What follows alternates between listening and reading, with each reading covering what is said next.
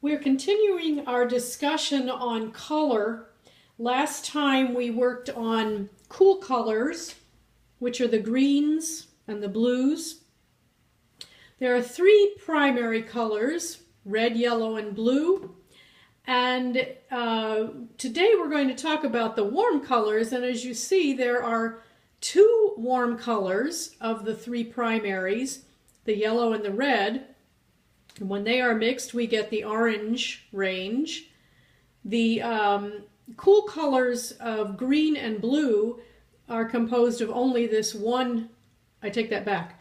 The blue is the only cool primary color. In order to get the green, we mix it with some warm.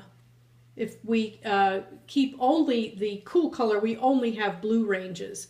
But with the two warm primary colors, we have a somewhat wider range of warm colors that we can achieve. The purple, as we said last time, is a sort of transitional color. It can be warmish or coolish depending upon how much red is mixed with the blue, the cool color, and also what it is next to. It will read differently. And then these tiny dots represent the complementary colors, that is, the colors opposite the color wheel. For instance, and this is wrong, that means my tea is ready if you hear that timer. This green dot should be over here. Green is the complementary of red. This is an orange mixed with some yellow. And we'll get into what happens when you mix those complementary colors with each other and what happens a little bit later. I also want to talk about palette here. Years ago, what can be called a transitional palette, black was used to get dark places on the painting. This is a painting by Artemisia Gentileschi, who painted in the 16th century. Her father, Orazio, was an accomplished painter, and he taught her, very unusual for that time period. But anyway, you see lots of color here, but you also see the nice contrast between the lights and the darks. She would have used black in her palette. With the modern age, the Impressionists started off using complementary colors to get their contrast. This is Modigliani, who's from the 20th century, and you see he has a great deal of contrast between his darks and lights, but he would have used green against his reds and blues against his oranges. And you can see of these two, a great deal of contrast in darks and lights is achieved. It's just done in a different way. Neither one is better. They're just a different way of working. And many people still work with what I would call a traditional palette, using black in their palette. Today I'm going to use, I'm not going to use any black. And you might, this is the image we're going to work with, this fun pumpkin. It is Halloween after all, coming up. And at first glance, one might think that they would need black to get these very deep effects to make it look like the pumpkin has been cut into and get these wonderful contrasts with the eyes popping and so forth.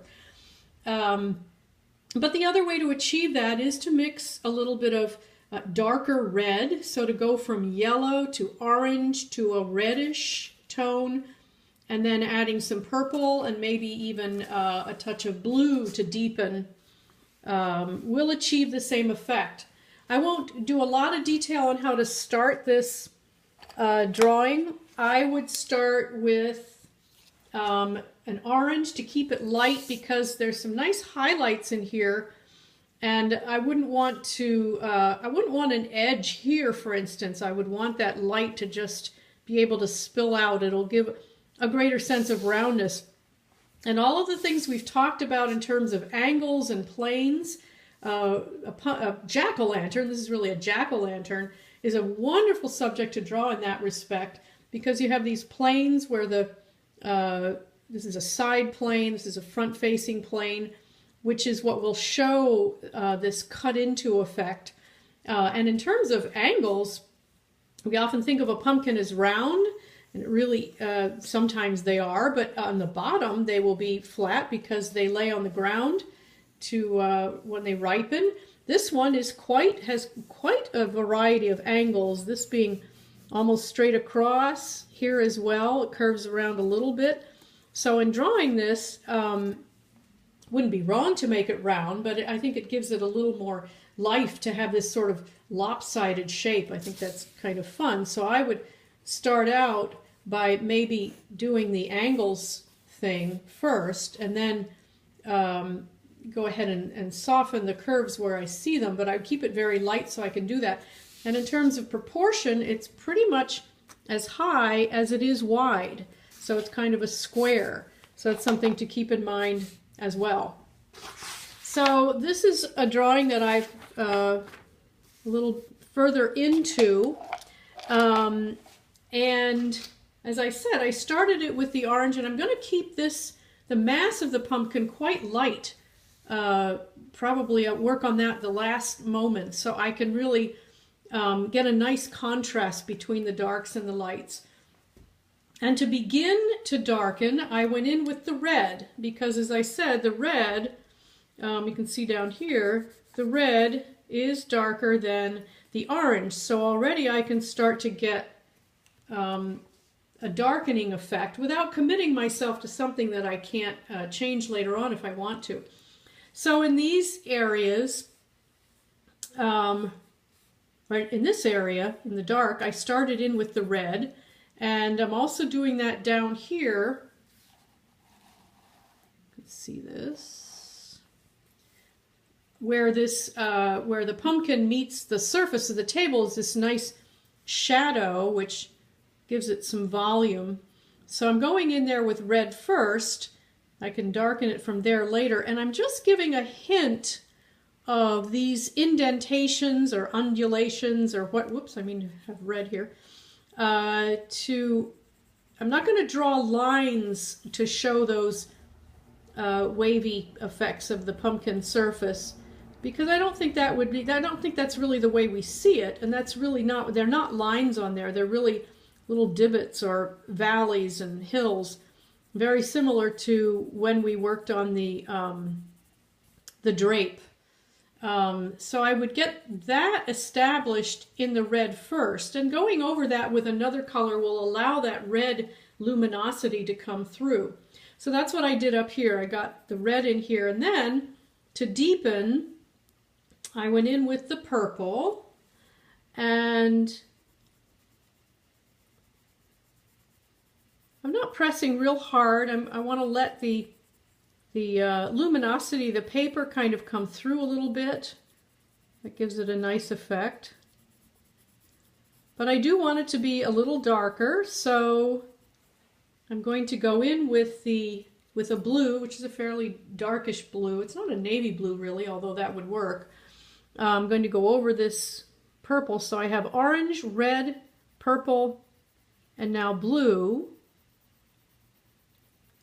And that's coming off a little bit bluer than I want as my final look. So I'm going to go over it with the red,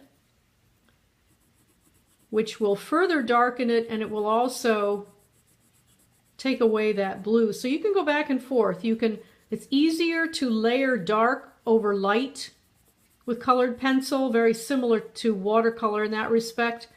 But you can go over dark with a lighter color. It just creates a different effect and kind of gives a kind of luminosity as well. With these little eyebrows here of this little guy, they're a little bit softer in their shadow, so I actually went in with a pink just to darken it. And I don't know, if I go in with a purple, maybe the purple over the pink it'll darken it, but it'll give it a little bit softer effect maybe. And then for the mouth, one way to get it to look like it's really been cut into, this real cut into effect, which is so much fun. I kept the top of it very sharp outline, and then as I came out, I kept it kind of soft because that's really the way I see it. And that makes it look like it's been cut into.